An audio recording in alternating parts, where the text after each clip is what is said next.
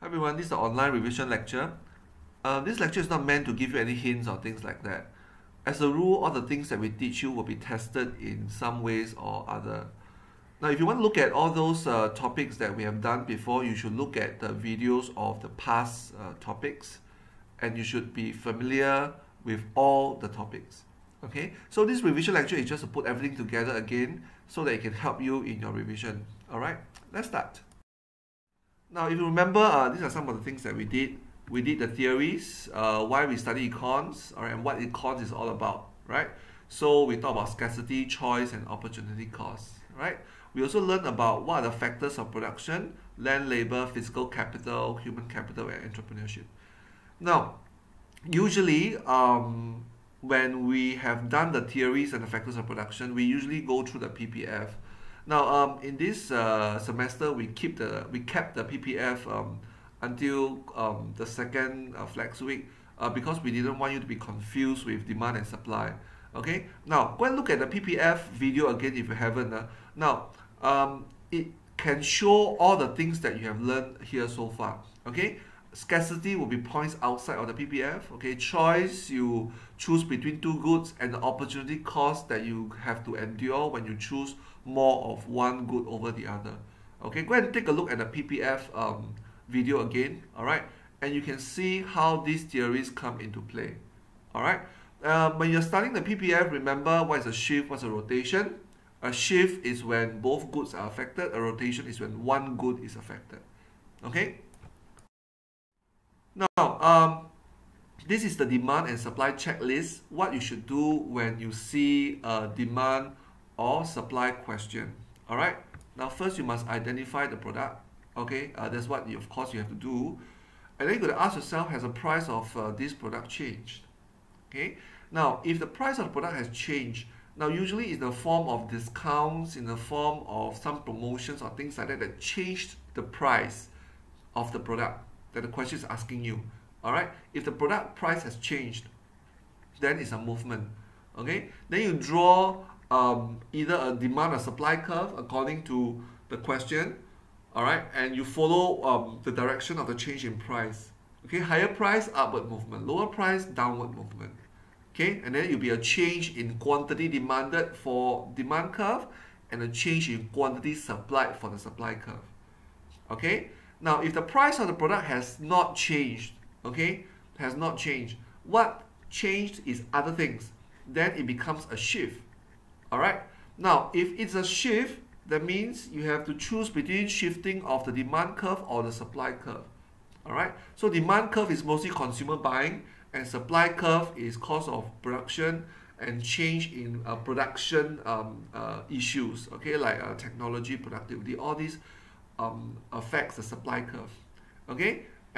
So you have to decide between the two curves. So you must know what are the non-price determinant of demand, what are the non-price determinants of supply. Okay, go and revise them if you are not sure. You must know how to shift and which curve to shift.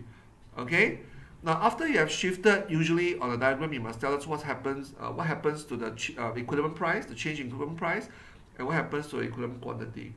Okay, so it goes in a flow chart like this. All right. Now, for extension to demand and supply, we studied government in action. Again, all these diagrams are found in your notes. All right. These are the three things that the government can do to effect changes onto the market: a price floor, a price ceiling, and a sales tax. Okay, you must learn how to draw all the diagrams. Just as a reminder, don't mix up between the floor and the ceiling. In econs, our world is upside down. So the floor is high up, the ceiling is below. All right, and you must know what they are for. Price floor is meant to help producers, okay, to push up the price for the producers. A price ceiling is meant to help consumers, push down the price for them, okay. And a sales tax is levied, all right, for the government to gain some revenue and also to decrease supply, okay, for whatever the reason, okay. So go and revise on these three things that the government can do to the market if you are not sure. Okay, don't mix up between price floor and price ceiling. All right. Now, with demand and supply, we also did the labor markets. That was a very new topic. Okay, and we just done it, so I'll not go through it in this revision lecture. Go and look through the online lecture for labor market, okay, and be aware of how the demand and supply positions have changed, okay. Now, after demand and supply, we talk about extensions to it, as well as price elasticity. All right. Now, price elasticity, it follows on from demand, law of demand. Okay, that means expensive things people buy less. Okay, is how much less. All right. Cheaper things, people buy more. How much more is what price elasticity measures. Okay. So it measures whether people is responsive to the price or not. Okay, but people still behave according to a law of demand. Cheaper things buy more, expensive things buy less. How much more, how much less. Okay, so we say that a person's behavior, the consumer behavior, is elastic. Okay, when they are very responsive to price. Okay, the change is more than proportionately. A consumer behavior is not responsive, inelastic, when the change is less than proportionately.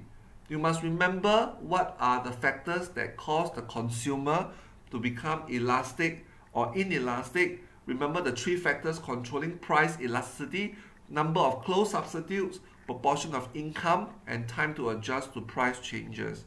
Now you must be able to tell how to decide whether a consumer behavior is elastic or inelastic by some of these clues. Okay, when there's a lot of close substitutes around and the proportion of income that the consumer spend on the product is high and long time is given for price adjustment, then it's elastic. Any three you should be able to tell whether it's elastic or not, right?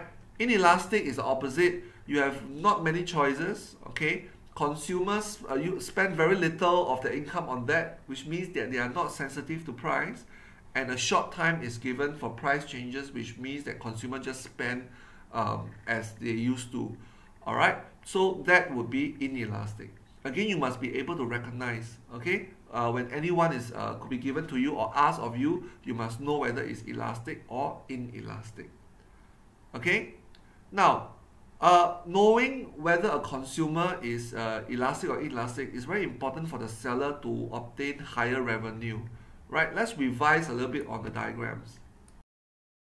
Now, as a general rule of thumb, if the buyers are inelastic, okay, that means they are not responsive to changes in price. They buy about the same amount, but they still follow the law of demand, yeah? So when price goes up, they buy a little less.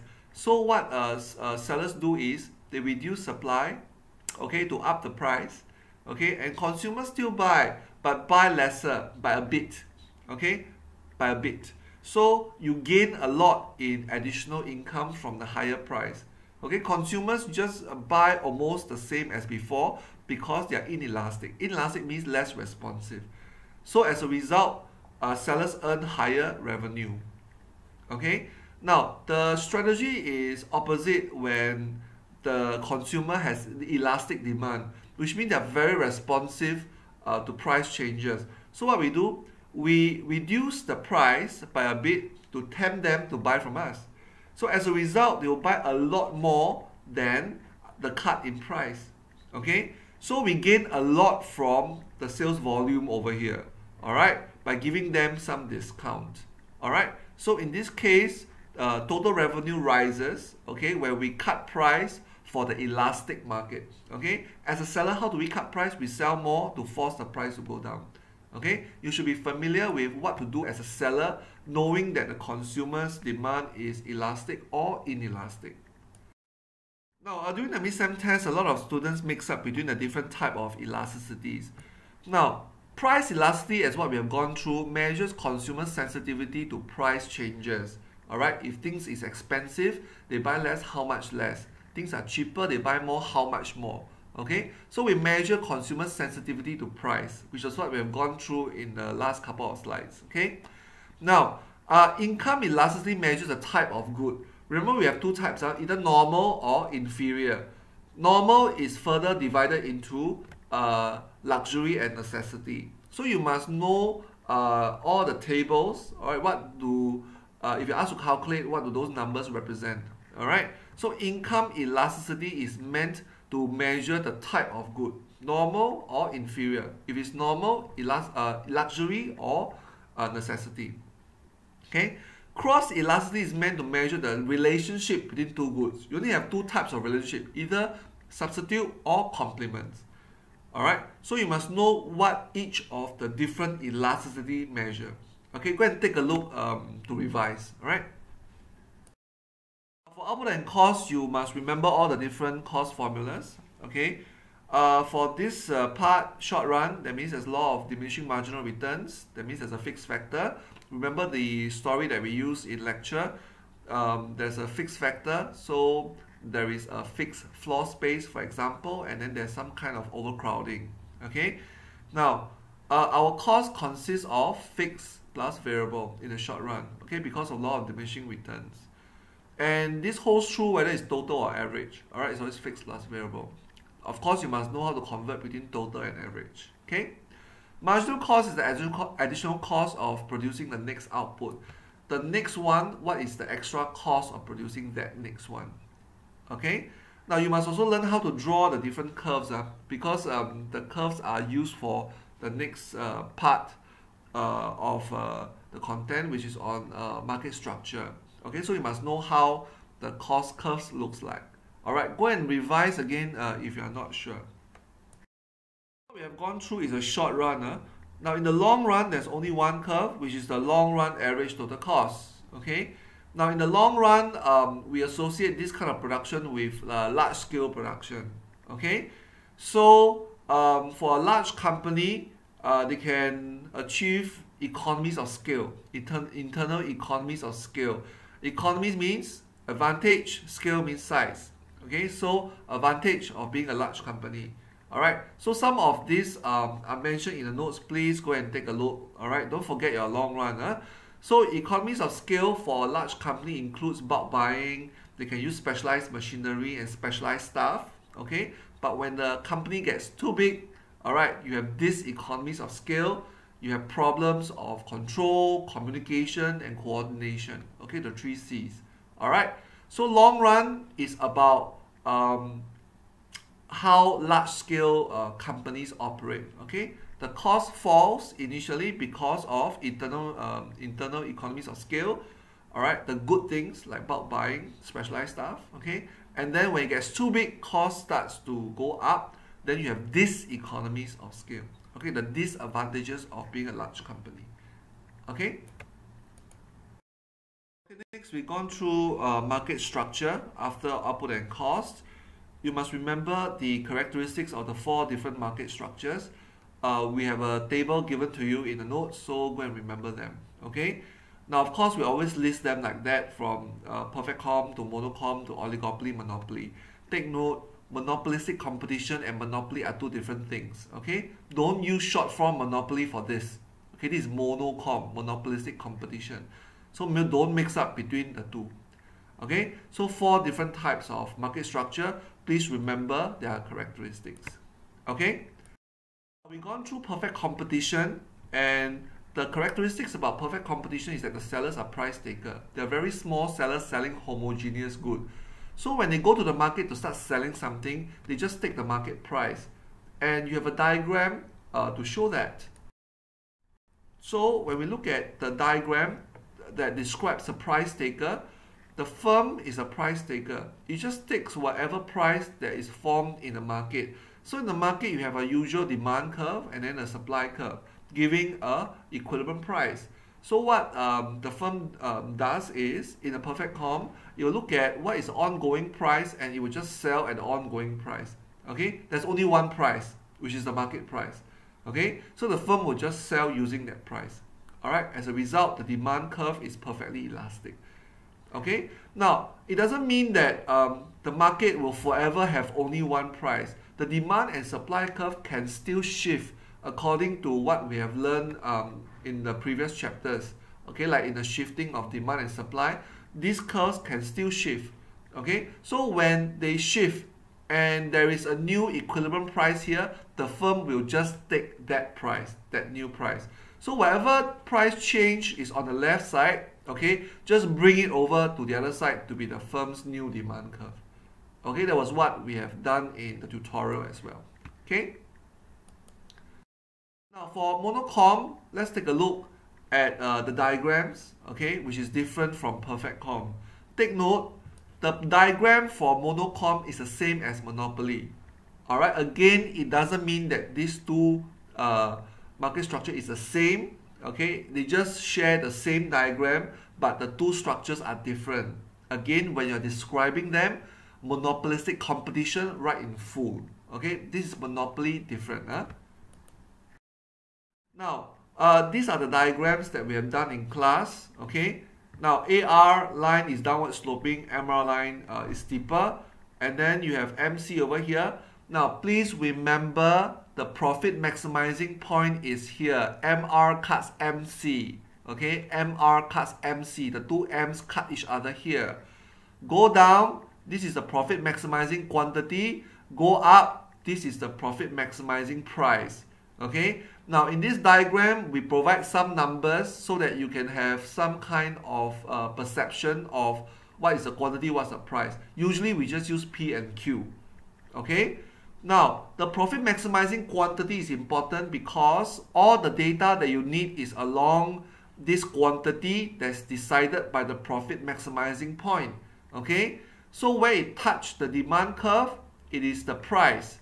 Where it touches the ATC, it is a cost per unit because this measures average total cost. So where the dotted line touches ATC, that is the cost per unit. Okay. Now, in this case, where you see the cost level is higher than the price, you have subnormal profit. That means you're making a loss. Okay? In this case, the dotted line touches the demand curve at the ATC at the same spot. So the cost is the same as the price. Okay? So quantity is here. Alright? The profit maximizing quantity is here. And the price and the cost at the same place. This is normal profit. Okay? For supernormal, ATC is lower, so the dotted line touches ATC first. Okay, it touches ATC first. It touches price higher, so you have supernormal profits. Okay, now the three basic lines for each of the different diagrams is MR, AR, and MC. So when you draw a diagram, you should draw the three lines first, settle the price, okay, the price and the quantity, okay. And then you draw in the ATC as required according to the question. Okay, practice a few more times if you're not sure. Alright.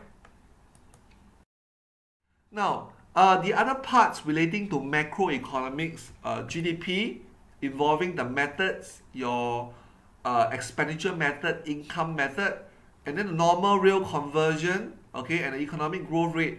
All those we have just done recently. I'm not going to go through them again. Alright, if you need to revise on them, go and look at the online lectures for those topics. Okay, inflation and unemployment was the last topic of the course, so I'm not going to go through them. We just did them in class. Okay, go and check out on the other videos of the different topics if you are not sure. Okay, so good luck for your paper. All the best.